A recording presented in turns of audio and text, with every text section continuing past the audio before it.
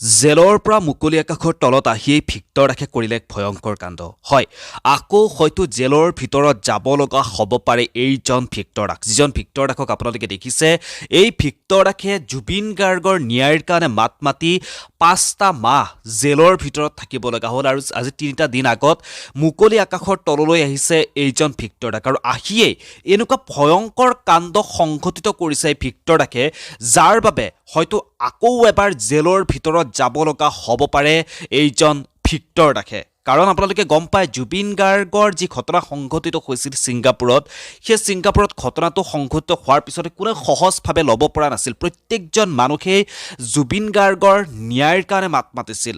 আৰু এই ভিক্টৰ দাস লগতে জুবিন গাৰ্গৰ সংগী, একেলগে জুবিন গাৰ্গৰ লগত থকা অজয় ফুকন, তেওঁলোকেও মাত মাতিছিল, প্ৰতিবাদ কৰিছিল। কিন্তু তেওঁলোকৰ যি প্ৰতিবাদী কণ্ঠ, সেই প্ৰতিবাদী কণ্ঠক এক প্ৰকাৰ ৰুদ্ধ কৰিবলৈ চেষ্টা কৰা হৈছিল আৰু তেওঁলোকক জেললৈ প্ৰেৰণ কৰিছিল।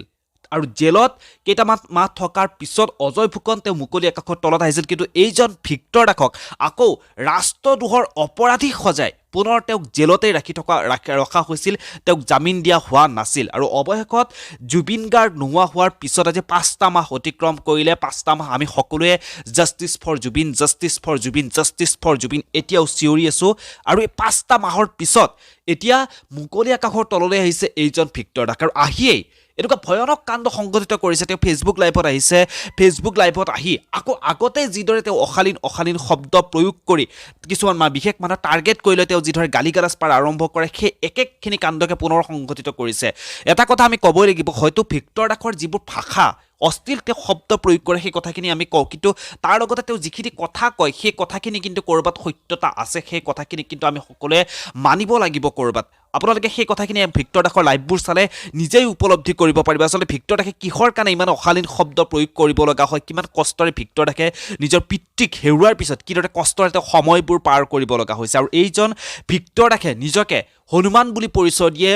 তেওঁ জুবিন গাৰ্গৰ ভক্ত, জুবিন গাৰ্গক ৰাম বুলি কয়, তেওঁ নিজকে হনুমান বুলি কয়। মই ৰাম ভক্ত, হনুমান, জুবিন গাৰ্গৰ ভক্ত মই ভিক্টৰ, এই বুলি নিজকে চিনাকি দিয়ে এইজন ভিক্টৰ দাসে। আৰু এইজন ভিক্টৰ দাসে যেতিয়াই মুকলি আকাশৰ তলত আহিল, তাৰপিছত আগৰ দৰে তেওঁ মদ্যপান কৰি ৰাজপথত গৈ গাড়ী ৰখাই বিভিন্ন ধৰণৰ কথাবোৰ কৈছে, চিঞৰ বাখৰ কৰিছে। কিন্তু তেওঁ এটাই বিচাৰিছে যে জুবিন গাৰ্গে ন্যায় পাব লাগে। আৰু জুবিন গাৰ্গে ন্যায় নোপোৱালৈকে কিন্তু এই ভিক্টৰ দাসৰ কণ্ঠ ৰুদ্ধ কৰিব কোনেও নোৱাৰে। ভিক্টৰ দাসে এনেদৰে মাত মাতি যাব আৰু প্ৰতিবাৰেই ভিক্টৰ দাসে মাত মাতি থাকিব। আৰু এটা কথা ক'ৰবাত অনুমান কৰা হয়, ভিক্টৰ দাসে এই ৰূপত যদি এনেদৰেই থাকে, তেতিয়াহ'লে চাগে আকৌ এবাৰ ভিক্টৰ দাসে হয়তো জেলৰ ভিতৰত থাকিব লগা হ'ব পাৰে। কিন্তু ভিক্টৰ দাসে জেলৰ ভিতৰত থাকিব লগা হ'লেও ভিক্টৰ দাসে ভয় নকৰে, কাৰণ তেওঁ কোনো বেয়া কাম কৰা নাই। তেওঁ ন্যায়ৰ কাৰণে মাত মাতিছে, ন্যায়ৰ কাৰণে মাত মাতিহে তেওঁ জেলৰ ভিতৰত থাকিব লগা হৈছে।